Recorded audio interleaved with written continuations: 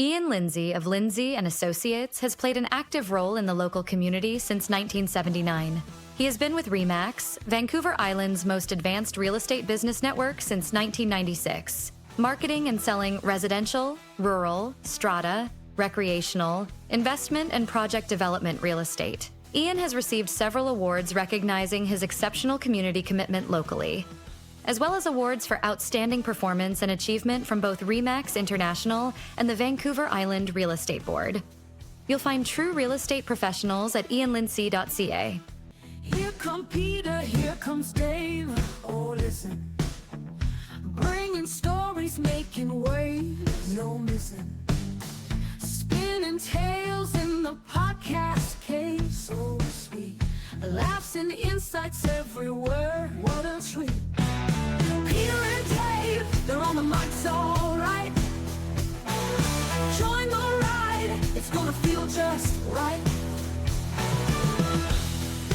Yes, this is the Pulse Community Podcast. Another week has passed, and we're back with more stories from mid-Vancouver Island. Ladies and gentlemen, may I present my co-host and magazine model, Dave Graham. And thank you to my co-host, Peter McCulley. Thank you for the introduction, Peter, but you didn't have to mention that I'm now a magazine model. Well, you asked me to say that, and no, you're not a magazine model. Hey, there was a photographer. I had to pose for a bunch of photos, and one of them is going to make the cover of the Neighbors of Parksville and French Creek magazine this summer, so I'm a magazine model. Well, then so am I, because I was there too. Oh, yeah. So, two middle-aged guys who really aren't models on the cover of a magazine, that's not normally the key to success in publishing, but we wish them well. The issue in question will be coming out in July.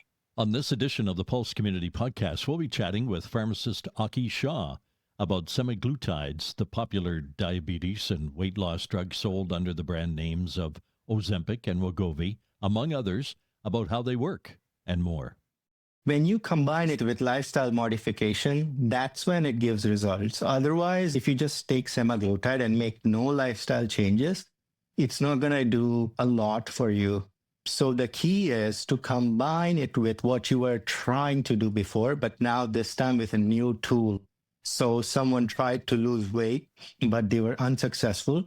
This time they would be, because your metabolism is not going to drop. Instead, it's going to increase. But the thing is, you first had tried the reduced calorie intake, so you would have to try that again. You first tried exercise, so you would have to combine that again. So when you combine it with reduced calorie intake and exercise, that's when it's going to give results. Otherwise, it won't.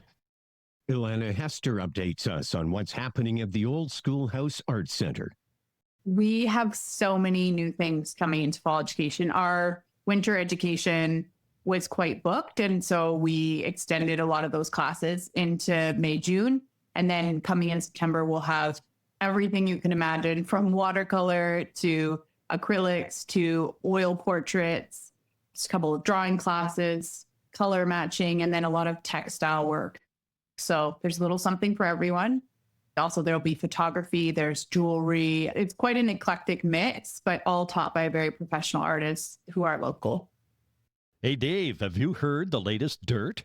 Well, Peter, I don't know. Are we talking gossip, hard fact, or conjecture? Dirt. I'm talking about dirt. The Meadowood Store's garden center is jam-packed with dirt. That is to say, bag soils, manures, and fertilizers. And get this, Chris Berger says he won't be undersoiled. Oh, I remember you saying that from last week. It doesn't get old. Love a good dirt joke. What else have you got for us, Peter? Well, the Meadowood Store's garden center also has a great selection of starter plants and veggies. Oh, this is excellent information, because magazine models like myself are just too busy to grow things from seeds. Focus, Dave. We're talking about the Meadowood Store Garden Center. Hey, you can pose for pictures with Bigfoot while you're there, and the kids can paint a rock to add to Rocky the Rock Snake. Chris will match prices with just about anyone, anywhere, and you know what they say at the Meadowood Store Garden Center. Thanks for shopping at Meadowood Garden Center? They say they dig what you plant. Do they literally say that? Thanks for shopping at Meadowood Garden Center, where we dig what you plant. I don't see that happening. That would be weird. It's just a slogan, Dave. And we thank the Meadowood Garden Center for their support of the Pulse Community Podcast.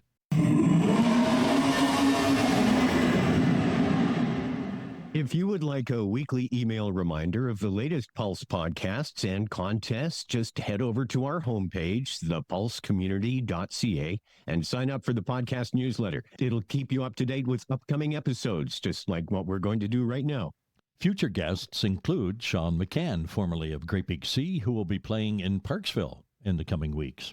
Michelle Stillwell will chat about Accessibility Week, which is the last week of May.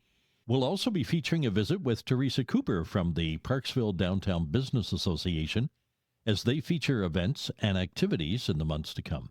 In the interest of transparency, I have been hired by the Downtown Business Association to provide music for the street dances again this summer. This is going to be the third year that I've worked with a dance instructor to teach some steps. We cover line dancing, salsa, and swing.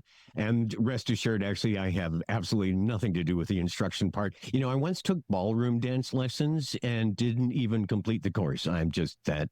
Anyway, as a dancer, I make a good DJ. These dances are free. They're open to all. It's, truly wonderful to see the really good dancers, but also it's wonderful to watch those who maybe aren't so good, just learning the steps, and they're out there dancing like nobody's watching and just having fun. Be on the lookout for the Parksville Downtown Dance With Me events coming in July and August. The evening of Saturday, July 12th, is going to be a special one in the community park as Chilliwack arrives on their farewell tour.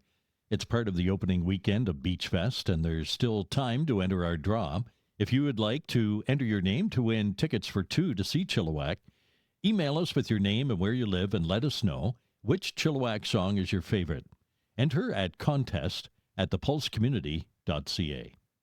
The Pulse Community Podcast is brought to you in part by Windsor Plywood in French Creek, specializing in hard-to-source interior and exterior home finishing products, including flooring, doors, and moldings, and exterior project materials such as yellow cedar.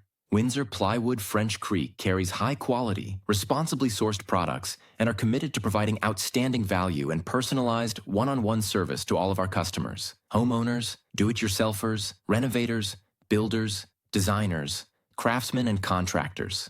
Regardless of the type or size of your project, Windsor can help you bring your vision to life from start to finish. Let Windsor Plywood in French Creek help you with your renovation, new build, or building project. Visit them online or call 752-3122. At Thrifty Foods, we love to help nonprofits, charities, and schools. Our Thrifty Foods Smile Card bulk program allows organizations to immediately save up to 6% on the purchase of Smile Cards in bulk, allowing you to keep more money in your organization's pockets. Ask for details at Thrifty Foods in Parksville. We thank Thrifty Foods and Windsor Plywood for supporting the Pulse Community Podcast. We're the only ones offering this kind of coverage for the Mid-Vancouver Island region, and we welcome inquiries from others interested in sponsorship opportunities. One way to reach us is with email. I suggest you email Peter. His address is peter@thepulsecommunity.ca. Yes, you can email or text us or even leave us a voice message.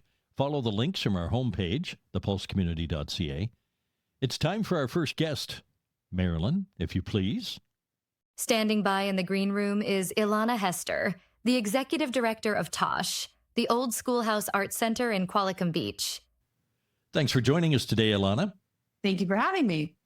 Volunteers had been working very hard on an archives project that was recently completed. Perhaps you could tell folks about that aren't in the know. Absolutely. We were the wonderful recipients of a grant from New Horizons for Seniors, which is a federal grant that enables seniors to participate more actively in their community. And I proposed a project of a digital archive for the organization because we are 37 years old. This organization has been around since 1988, which I know is very young for some, but for an arts organization is quite a feat. So we have a lot of ephemera. We have a lot of paper ephemera. We have a lot of photographs. We have a lot of stories and narratives and memories that are stored in this 115-year-old building. And so I was just running into this problem where I didn't want to get rid of anything, but I also need a little bit more space because everything takes space. 12 of our senior volunteers enacted a massive archive project. So they scanned and they tagged and they edited, and they basically took the entire history of TOSH and uploaded it to our website. So if you go to our website under the tab at the top that says archives, we now have a searchable digital collection. So they all learned how to scan things. They all learned how to create a catalog of items. Everything is hashtagged and searchable. So you can search up different artists that you think of, or different mediums, or different years. The only thing I'll say is that the archive takes a minute to load because it's about 500 objects that are actively searchable. So when you do open that page, just give it a minute to load, and then you can play around in our archives and see everything that TOSH has done for the past 37 years. Well, I'm going to do that. TOSH ran a donations program recently as well to raise funds for operating capital. How did that go? It went really well. We did a membership matching campaign that started off in November and ended in January. We raised $14,000 for the organization, which is absolutely fantastic. We are in a really interesting financial position in that we don't receive operating fund from any governing body. So the maintenance of this building and our entire operations and being open all the time, basically it's visitor center to our community art center, isn't funded regularly by anyone. So we are under the auspice of funding and creating that capital. So participation in our community that values the arts is really important. And I think that our members came out and said that in full by how much funds they raised. Donations are always accepted. We are in an active donation campaign mode. So if anyone has any interest in donating or being a monthly donor, that kind of donation goes a very long way to our programming, to keeping the doors open, and to creating real community connection, which I think is so important here. Everyone coming back post-COVID, I think that that is so fundamental in a community like ours. There needs to be a place for people to meet each other. And I think that meeting each other over art is one of the softest places to have those hard conversations. Daily, I witness incredible bonding between many generations of folks, and artists and non-artists and visitors who are here enjoying our beautiful place, and then people who are here year-round. So it's a real vibrant hub of community connection, and we work really hard to keep it going. Chatting about programming, several partner organizations across Vancouver Island, including TOSH, are running a Queerpreneur project, which I understand offers pretty basic help to those starting out, including photography, which is so important in this day of the internet, and networking. We received a fund from the Canadian Gay and Lesbian Chamber of Commerce that I applied for, because as I've gone through, I've been on the island now for almost 7 years, and I've noticed that there's a real definitive lack of marketplace. So for a landmass that has about 75,000 artists on it, which is 5% of the population, if we look across Canada, the percentage of artists is about 1%. So we have this huge amount of people employed in the creative arts and who are artists. There isn't really a marketplace. There's not like a very defined marketplace, and there's not a lot of places to show. There's not a lot of infrastructure that's created around that marketplace. One of the ways that we test out and see if we can create a stronger, more connected community across Vancouver Island is by hosting various programs. This Queerpreneur program is specifically designed to support LGBTQ community because we face, unique challenges and systemic barriers in accessing resources and opportunities and support. This project is really to support queer creatives in entrepreneurial skills. So what we've done is we've created a hub model across Vancouver Island. So there's about 8 hubs that will be enacted. And each of those have networking meetups, mentorship sessions, skill building opportunities, such as like photography, which is what we hosted here most recently. To be involved in that, just look on our website. There's a tab for that one too. That is a program that runs until March of 2026. It's been really exciting to work with folks all across the island, from Victoria to Hewlett up north, on supporting artists. You mentioned the data about the number of artists in the Parksville, Qualicum Beach area, and I recall looking at the census data. It's a while ago now, maybe 20 years ago, but I think the percentages are still the same, that the top 3 areas in British Columbia for penetration of artists was Parksville, Qualicum Beach, Haida Gwaii, and Salt Spring Island. I'm not sure a lot of folks are aware of that. Absolutely. The Gulf Island is actually incredibly strong in artists. I wonder if it's changed a lot now. There is still a lot of artists on Salt Spring. and up north and out here, but there's also a lot in Gulf Islands like Gabriola and Denman as well. So yeah, we have a huge percentage of artists on the island, especially compared to the nation's numbers. So I'm not surprised. It's beautiful here. Tell us about some of those upcoming artists and the shows that we should be marking on our calendars. We'll be opening our latest exhibitions, which are 2-month exhibitions. So we're showing Heather Thomas, Dave Casey, and Brooke Emily, 3 fantastic local artists who all at one point in time have been teachers and professors. And so they're all showing a wide range of media and really different modalities of painting. Brooke has a show that's really about local and about people here. She's a new mom and is really showcasing what is so beautiful about this place. Dave Casey does really interesting geometric and navigational work on top of his more abstracted, but very Canadiana images.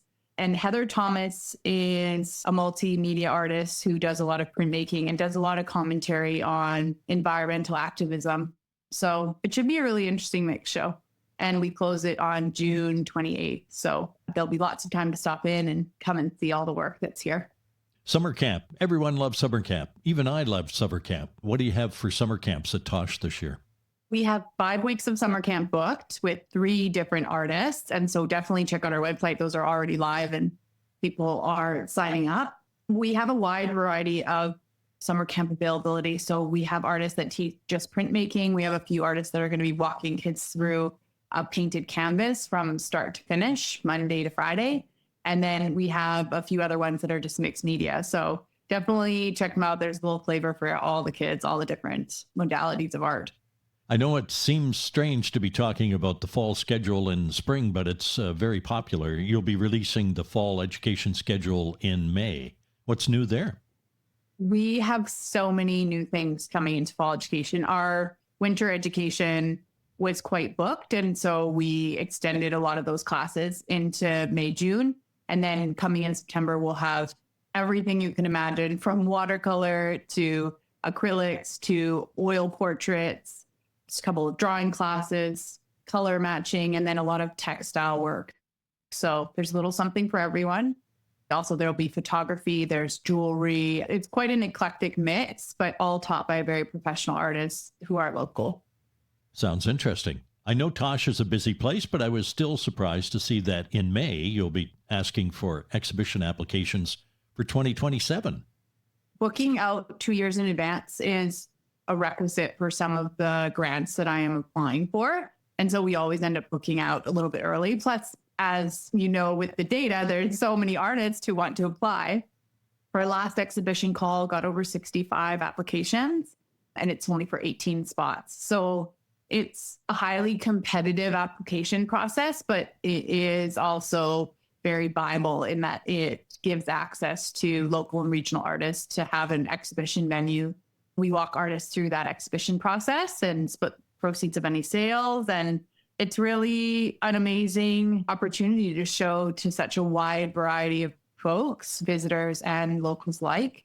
And we put on, I think, beautiful exhibitions. There's so many good artists out here. So I encourage everyone to apply. It is a few years away, but that gives people lots of time for planning, and it brings us really great co-created exhibitions. You talked about the volunteers working very hard on that archives project, and I hear they have their eye on a new project. We will be soon announcing the next project that will happen for our senior volunteers, but so I can just hint that it will involve a lot of accessible art history lectures for folks in the community, and a lot more discussion on critical commentary of artwork, how to talk about artwork, how to look at artwork. And so definitely keep in touch on our newsletter. You can sign up on our website, www.theoldschoolhouse.org, and see what's in store, because there's some new and exciting projects coming down the line. Those volunteers are a very important part of TOSH, and they help make it go, obviously. If folks are looking to help, they're looking to do some volunteering, what are you looking for, and how do folks contact you? Thank you so much. Volunteers are the heartbeat of this organization, and I think also the heartbeat of this community. You know, I think we have time to give and we have time to connect, and that makes for some really beautiful storytelling and some really interesting work that happens. People can sign up on our website. We have a volunteer tab, or they can just give us a call here at the Art Center or stop by. We have lots of different volunteer positions, everything from installation committees, which hang the shows every 2 months, to helping us with various events, to sitting at our front desk and asking questions and signing folks up, to participating in new projects like the Archive Project and like the other one that's going to be coming up. Well, thanks for your time today, Illana. We'll make sure to drop by and see what's happening. It's lovely to talk to you again, Peter. How fortunate we are to have the Old Schoolhouse Art Center in our midst. The 3 main galleries all had new exhibits put in recently. They have loads of workshops exploring all kinds of disciplines over the coming months. Plus, they have some exciting opportunities for kids with their art camps this summer. We here at the Pulse community also have something for the kids with our Skookum Kid Stories. Listen in for the adventures of Captain Dave and his crew of creatures aboard the Mellow Submarine, narrated by Dave Graham. Then there's Peter and Gracie, a boy and his dog. That's Gracie, the Eskimo dog. Their recent stories involve some educational opportunities for both Peter and Gracie, including dealing with nervousness at soccer practice, narrated by Peter McCully. Skookum Kid Stories are available through our homepage, thepulsecommunity.ca, also skookumkids.com. Plus, all our podcasts and stories are available through all the usual ways: Apple, iHeart, Amazon, YouTube, Spotify, and Buzzsprout. The Meadowood Store's garden center is jam-packed with starter plants and veggies, bagged soils, manures, and fertilizers. Chris Berger says he won't be undersoiled. The folks at the Meadowood Store Garden Center will match sales prices just about anywhere. Kids, come and add a painted rock to make Rocky the Rock's snake grow longer. Enjoy the relaxing drive to Meadowood, where the bargains are tariff-free and are big. Bigfoot big. The Meadowood General Store in Dashwood is the home of Bigfoot. It's a convenient spot for beer, wine, and spirits, groceries, deli, propane, and lotto. Come in and have your picture taken with Bigfoot inside or outside the store at 1221 Meadowood Way in Dashwood.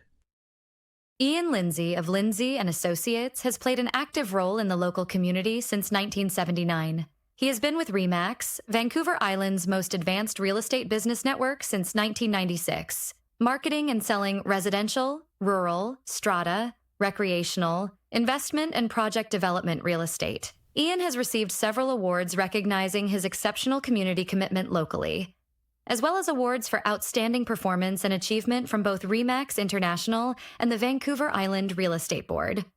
You'll find true real estate professionals at ianlindsay.ca. By the way, we are always happy to hear from you. Perhaps there's a person or a story that you think we should be looking into, maybe some questions that need answering. There are lots of ways to connect. Just look for the contact links on our homepage, thepulsecommunity.ca. There are plenty of questions when it comes to semaglutide. We'll let Marilyn take it from here. Semaglutide is an anti-diabetic medication used for the treatment of type 2 diabetes and an anti-obesity medication used for long-term weight management. From the Green Room to talk more in depth about semaglutides is pharmacist Aki Shaw. Welcome to the podcast, Aki. Thank you, Peter, for having me. Before we talk about semaglutides, better known under some of the brand names like Ozempic and Wegovy, let's talk about you for a moment. You're a student of the world. You studied pharmacy in India, you got your MBA in Australia, and master's in public health in Canada. Yes, I never thought of immigrating or anything like that.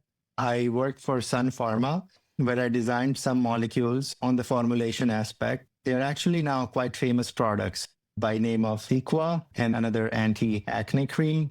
I was working in the R&D, and then I went to University of Adelaide to get my MBA with the hopes to progress in the R&D department.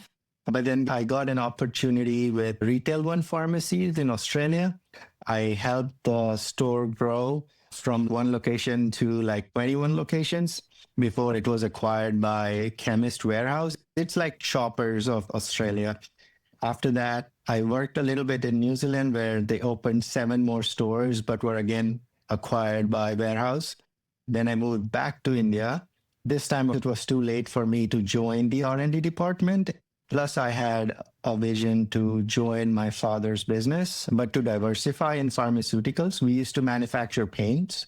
However, international competition was such that when the paints would land in India, they would be so low in price that we weren't able to compete. So that was a big shock. So forget about diversifying. We weren't even having enough revenue to sustain ourselves.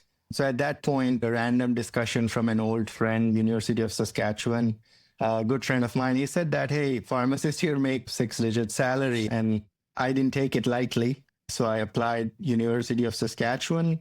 I didn't expect that I would get selected, but then I did get selected with a scholarship as well. That's how I came here. I studied University of Saskatchewan, then got married. My wife was at UBC. She said it's either me or Saskatchewan. So I moved to BC. After working for a few years with Rexall, it was good, but then it was taken over by an American company and things changed, like the culture and stuff. So then we decided to have our own pharmacy. The growth story began by grace of God, like from one pharmacy to second and now third. I thank God and I thank that things worked out in the end. I'd like to see your air miles account. I bet you there's a few points on there. Actually, I lost my Air Miles account. Otherwise, there's something that happened when I changed banks, and then there was an expiration, and I lost all of them. Aki, could you explain in simple terms how semaglutides work in the body to help weight loss and diabetes management?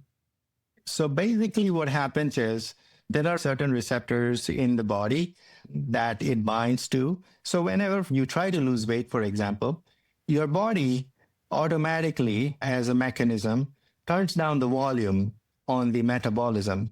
So in order to adjust for the reduced calorie intake.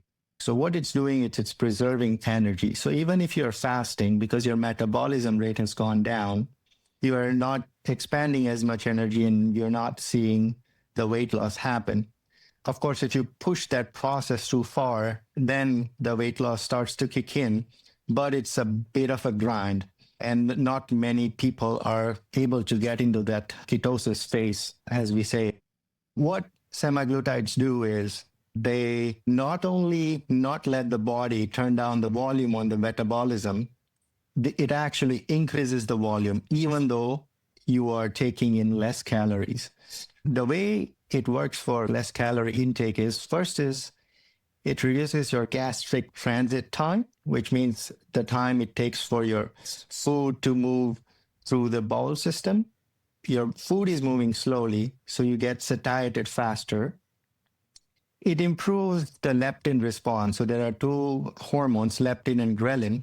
Leptin improves satiety. Ghrelin increases hunger and craving. So improves your satiety, reduces ghrelin response, so reduces cravings. It makes you feel full longer because your food is moving slower in your system. And because your insulin sensitivity has increased, your cells feel nourished in terms of the amount of glucose they have and energy they have. So you don't feel hunger in that sense either. So overall, reduced calorie intake. And then on the other hand, not only it's maintaining the volume, it's increasing the volume in terms of metabolism rate. First, you're reducing the calorie intake because of its effect. And on the other hand, your body has improved its metabolism. It's a double effect, reduced calorie, while it's not only maintaining, but increased metabolism. Combined, you get weight loss. Semaglutides are just getting started. Like there is now, from Ozempic, there is Mounjaro. Ozempic had 7 to 12% weight loss. Mounjaro, like 13 to 18% weight loss. And that's because it also acts on another molecule, like another receptor, that's solely involved in fat metabolism. So what tirzepatide is doing is, which is Mounjaro, it's doing everything that Ozempic is, plus it's also increasing your fat-specific metabolism. And that's why you see even more fat loss and weight loss with Mounjaro. And then there are other molecules in the pipeline. It's going to pass 25% because then your body's emergency functions kick in. The golden goal of that 25%, which is like a weight loss pill that everyone was thinking about, you take it and you lose weight and that's it. That's not too far away. So when a healthcare provider looks at the factors on a patient and decides whether or not they're a good candidate for semaglutide treatment, what are some of the factors they're looking at? We do look at a lot of factors. That being said, patients sometimes being adamant on going on semaglutides is also a factor. But technically, theoretically, the factors you look at is, are they diabetic? Because their number one use is for diabetes, not weight loss. Second is, let's say they're not diabetic, but would weight loss help them? So a lot of people are not diabetic, but at the borderline diabetic, they can benefit a lot from their weight loss because of their lifestyle. And even after several trials, they're not able to lose weight. Some people have problem with their knees or their cardiac function, like, the prognosis won't be as good if the weight continues at the place it is. So these kind of patients benefit. The other thing, which is very important factor, is their susceptibility to hypoglycemia. If they're not borderline diabetic, or in general, their sugar is in the lower ranges, then mostly the doctor won't prescribe you the Ozempic because it's going to take your sugar levels down. If in general your nature is that your sugar is not just well controlled, but a little bit on the lower side already, then it's a good reason for you to not start Ozempic because it will take you into hypoglycemia, which could admit you to the hospital. Aki, could you walk us through the typical dosing strategy for somebody who's starting on semaglutide? Semaglutides, because they are so new to the realm, the minimum effective dose is not clearly established. And plus, it's one of the drugs where there is not a clear dose to effect correlation. Everybody is different in terms of their metabolism, gastric transit time, and so on. The strategy is to start low and go slow. So 0.25 milligrams to start the Ozempic once a week. And you might see that, oh, wow, at 0.25 and just once a week, because it's actually a hormone, it's not a drug, just like testosterone. You just need a little bit to have profound effects. A lot of people I've seen stabilize at 0.5. That being said, now there are pens that go as high as 2.4 milligrams per week. Now, these are outlier cases. Not many people need as much dose. And it has a stabilizing effect, like the curve, it then stays flat. So let's say you are getting optimum results at 0.5%, which is 7 to 12% weight loss in 6 to 18 months' time. If you increase it to 1 milligram, it's not going to take you any further because it has a ceiling effect. So the key is which dose works best for you. Once you have hit that target, you can't expect more by increasing the dose. Whereas for people who haven't seen any weight loss in 6 months, even at, say, 1 milligram, yeah, they are candidates to go higher to, say, 1.5 or 2 or 2.4 milligrams. It's a time-dependent process, I would say. What are some of the most common side effects that patients might report with semaglutides, and what practical advice would you offer to help manage them? 3 things. First is the very immediate side effects. Because your food is moving slower in your belly, the side effect to that is you feel A, constipated, increased sensitivity to acid reflux. So if you're a candidate who already has acid reflux issues, expect that to be exaggerated a little bit because now your food is a little longer in your stomach, so that much more acid exposure. If you have constipation issues, that's because the food is moving slower. So gastric walls has more time because the longer the food stays, the more water gets absorbed from it. So your stools are becoming harder, and the harder it gets, of course, the slower it passes. So the advice is to have reduced quantity of meals and have enough water. Now, what that would do is reduce quantity because your time to digest is increased. So now for reduced quantity, it won't be as bad. And that way it counters your acid reflux. Also avoiding spicy foods, especially at the start of the process, till your body adjusts to that new gastric transit time. And secondly, water. Fiber won't help as much because that may even exacerbate the problem because the problem's not the fiber, the problem's the water. So have really good water intake so that your stool stays soft and moist. Otherwise, your stool becomes hard and that much harder to pass. In terms of the second side effect, which is hypoglycemia, that means that you need to reduce your dose or stop the medication. And the third side effect, which is a long-term side effect, because again, these are new candidates, the long-term side effects we would know later on. Several researchers have pointed that it has potential to cause thyroid cancer. Of course, that study has not been fully validated, and the amount of subjects getting thyroid cancer were less than 0.2%. Thus is still deemed safe. But let's say we don't want to take our chances. In that case, once you achieve your weight loss goal, also have a strategy to wean down your dose or wean off completely. Aki, we're talking about patients and how they react to the semaglutides, how they can maximize their effectiveness. What lifestyle modifications should they consider as well? When you combine it with lifestyle modification, that's when it gives results. Otherwise, let's say if you just take semaglutide and make no lifestyle changes, it's not going to do a lot for you. So the key is to combine it with what you were trying to do before, but now this time with a new tool. So someone tried to lose weight, but they were unsuccessful. This time they would be, because your metabolism is not going to drop. Instead, it's going to increase. But the thing is, you first had tried the reduced calorie intake. So you would have to try that again. You first tried exercise. So you would have to combine that again. So when you combine it with reduced calorie intake and exercise, that's when it's going to give results. Otherwise, it won't. That being said, don't jump on it right away. Don't make any severe lifestyle modifications right away. And that's because of hypoglycemia.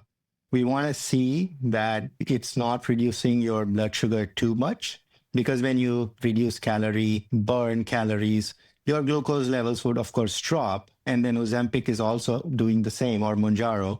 It might drop even further and put you into hypoglycemia. So you just want to, for the first month, not be too hard on yourself, and then slowly and steadily increase your level of activity and calorie reduction.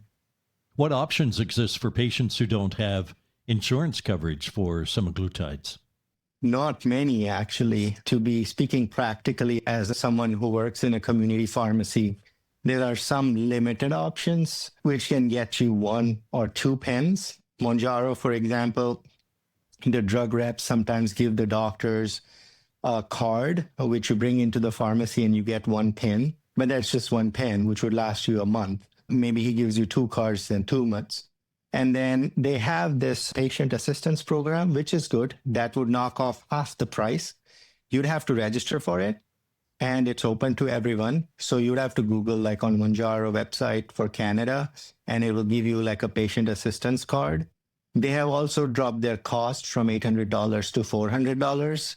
And then that card, again, knocks off another $100 to $150, depending on the pharmacy you choose. So it would end up around costing the same as Ozempic is, which is like around $200, $250. But that remains the baseline, $200 to $250. Could you explain the difference between the branded versions like Ozempic or Wegovy and perhaps compounded or generic alternatives that might be available?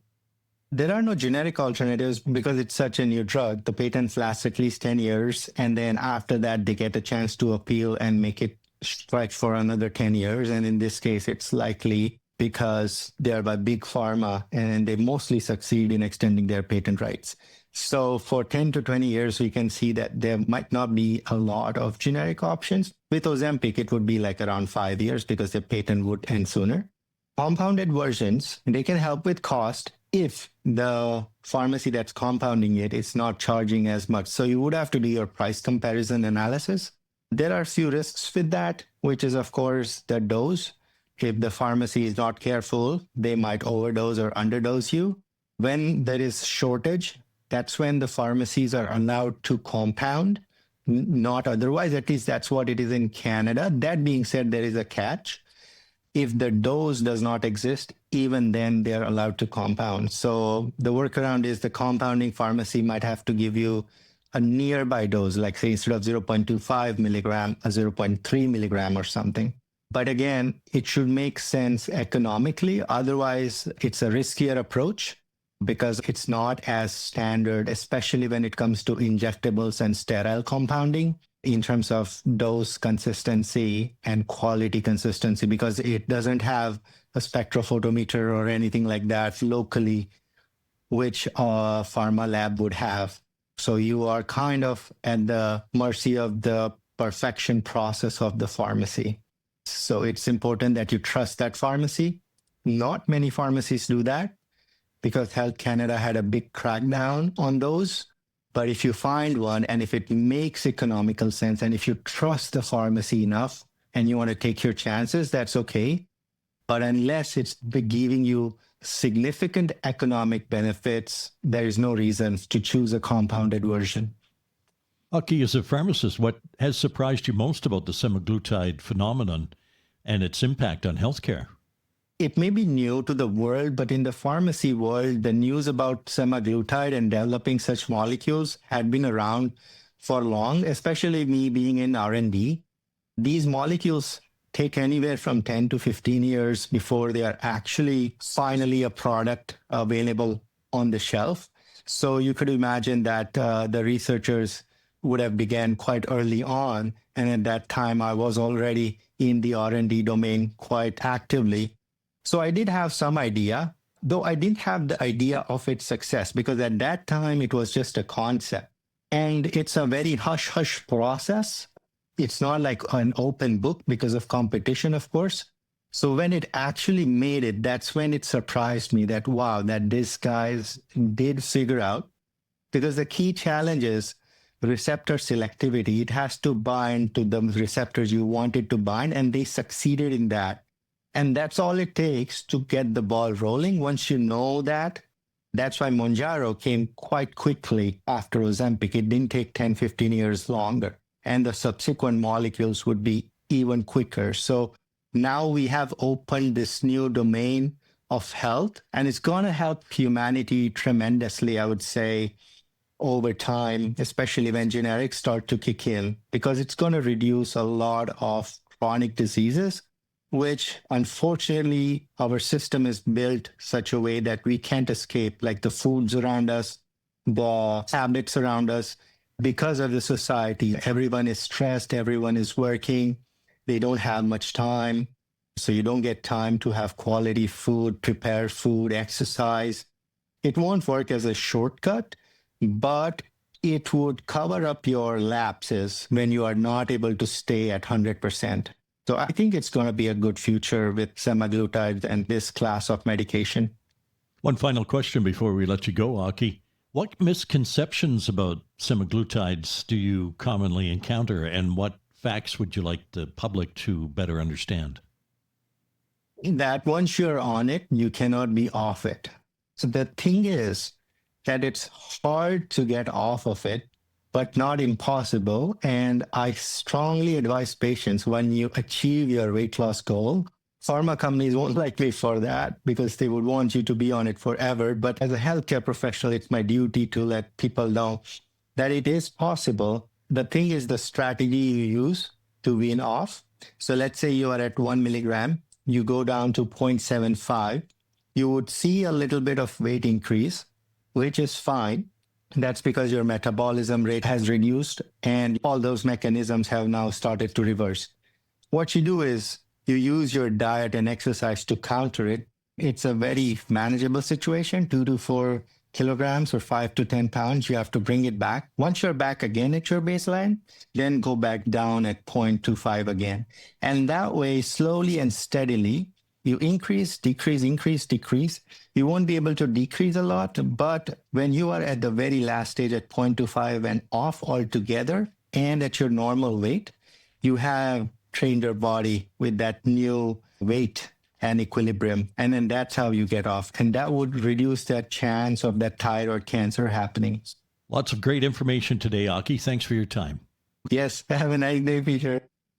Getting some answers about semaglutide on the Pulse podcast. That's some basic information about the product, not intended to be medical advice. See your medical provider for more information. Well, look at the time. We've just about reached the end of another episode. You know what comes next. We get to check out what Mabel has on special in the cafeteria today. As a magazine model, I need to watch my figure. Dave, for the last time, you're not a Okay, Mr. Magazine Model. So what will it be? A salad? Yeah, I guess. As long as you order something with fries so I can have some. Well, I wasn't planning on getting any fries, but okay. Oh, and gravy. Get some gravy, too. Okay, I could get a thing of gravy. I shouldn't order any dessert, so... Oh, we could split yours. Now, let's talk about options. I'm really in the mood for chocolate. Here come Peter, here comes Dave. Oh, listen. Bringing stories, making waves. No missing. Spinning